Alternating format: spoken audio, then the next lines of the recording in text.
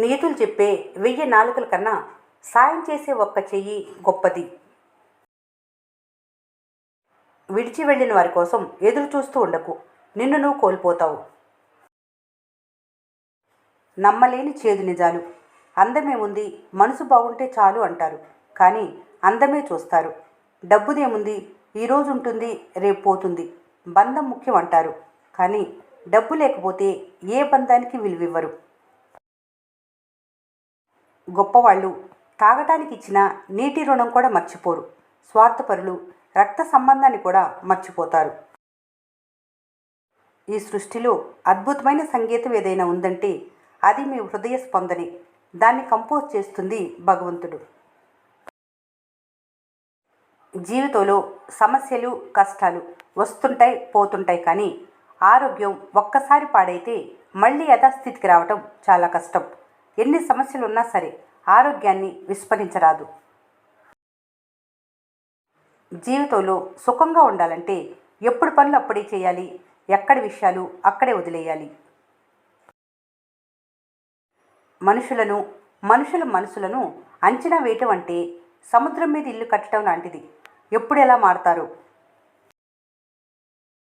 మీ పరిస్థితి బాగున్నంత వరకు, మీ శరీరం సహకరించినంత వరకే మీకు విలువ.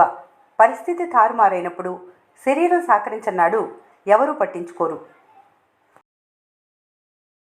మీకోసం కొంత సమయాన్ని కూడా ఇవ్వలేని వారి గురించి ఆరాటపడటం, ఆలోచించటం ఆపేస్తే చాలా సమస్యలు మీ నుంచి దూరం అవుతాయి.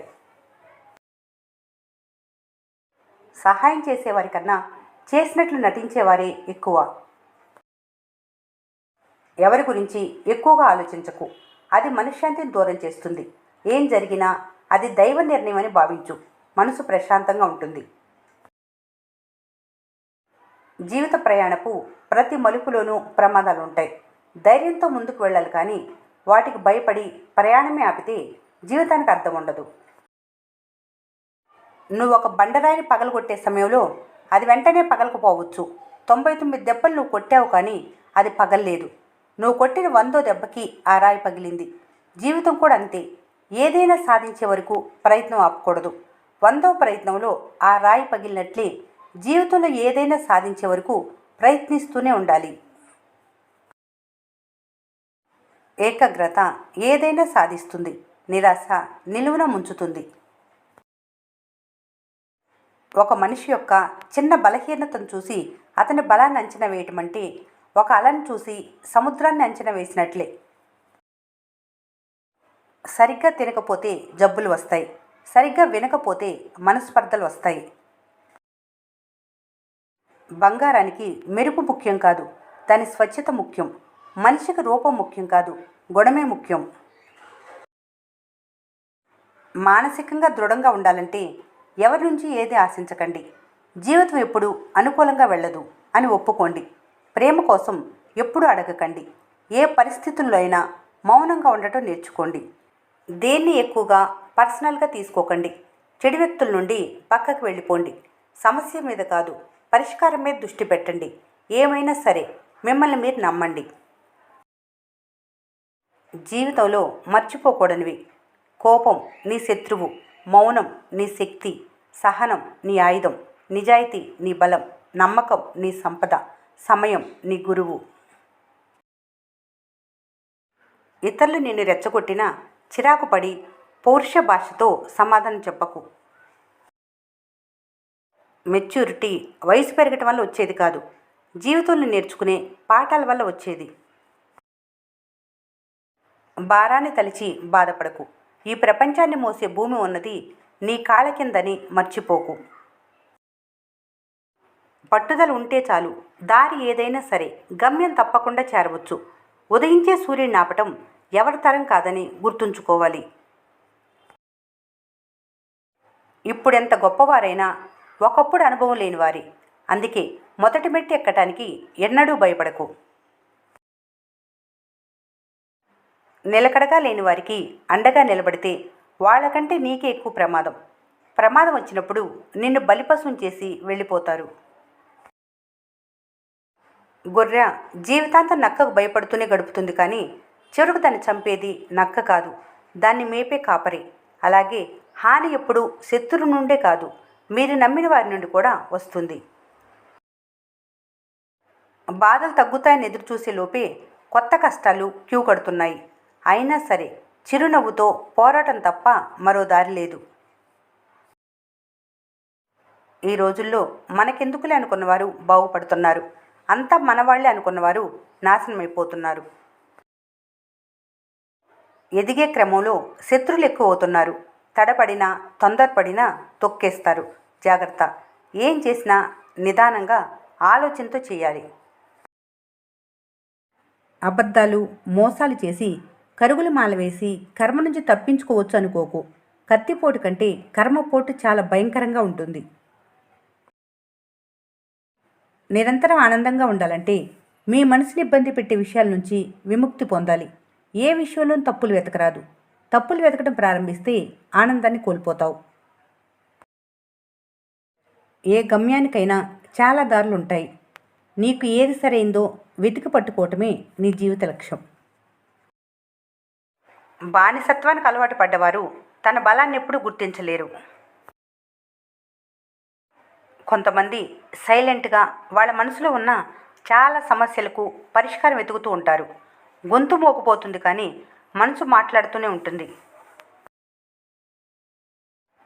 ఊహలకు నిజాయితీలకు చాలా తేడా ఉంటుంది. ఊహలు నిజమవటం ఊహలుగానే దురదృష్టం. నిజాలను గుర్తించకపోవటం అవివేకం. నిజాలను ఒప్పుకోవటం జీవితం. మంచి నీటితో నిండిన బావి మౌనంగా ఉంటుంది కానీ ఉప్పు నీటితో ఉన్న సముద్రం గర్జిస్తూ ఉంటుంది. అలాగే అజ్ఞాని అరుస్తాడు, జ్ఞాని మౌనంగా ఉంటాడు. కష్టం శత్రువే. మీ మిత్రులు ఎవరో చూపించి వెళ్తుంది కాబట్టి కష్టం రావటం మంచిదే. మనసు సరిగ్గా లేనప్పుడు మాటలు జారటం తప్పు. మనసు మార్చుకునేందుకు మార్గాలు ఉన్నాయి కానీ మాటలను వెనక్కి తీసుకునేందుకు ఒక్క మార్గం లేదు. ప్రతి గాలిపటం చివరికి చేరుకునేది చెత్తలో, కానీ అంతకుముందే లక్ష్యాన్ని తాకి వస్తుంది. అలాగే జీవితం కూడా ముగిసేలోపు ఏదైనా సాధించాలి. ఎవరికి అతిగా వివరణ ఇవ్వకు. నమ్మేవారికి అది అక్కర్లేదు, నమ్మని వారు దాన్ని వినరు. మాట్లాడాలి అని మనసులో ఉన్నా మాట్లాడాలి అనే ఆలోచనలు చంపుకుంటూ బ్రతకడం అలవాటు చేసుకోవాలి.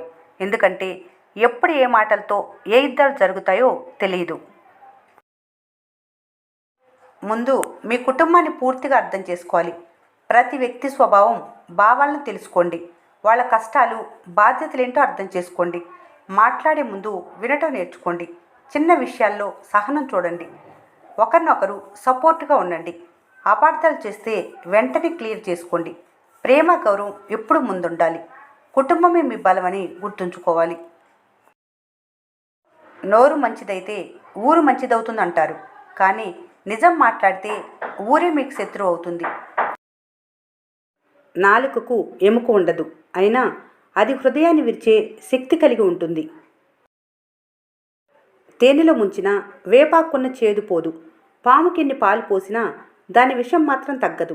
అలాగే మనసులో చెడు ఆలోచనలు నింపుకొని గంగా స్నానం చేసినా వారిలో చెడుగుణం మాత్రం తొలగిపోదు. పరిస్థితులను బట్టి వదులుకోవటం కూడా అలవాటు చేసుకోవాలి. అది మనుషులైనా బంధాలైనా వస్తువులైనా. అందుకే అన్నిటికీ సిద్ధంగా ఉండేలా మనసుకు శిక్షణిచ్చుకోవాలి. ఆకలి తీర్చని ఆహారం, ఆనందం లేని ఆదాయం, ఆత్మీయత లేని అనుబంధం ఉన్నా లేనట్లే.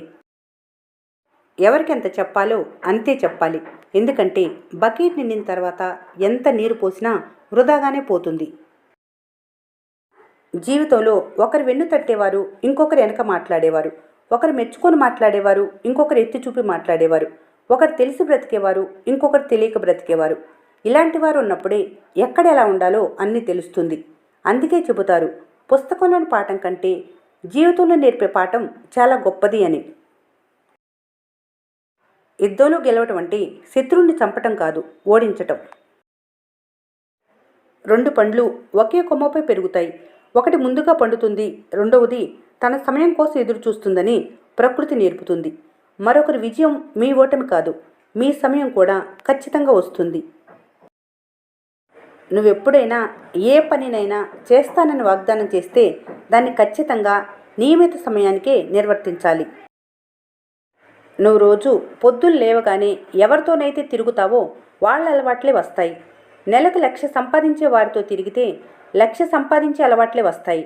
నువ్వు తిరిగే విధానాన్ని బట్టి నీ నడవడిక ఉంటుంది.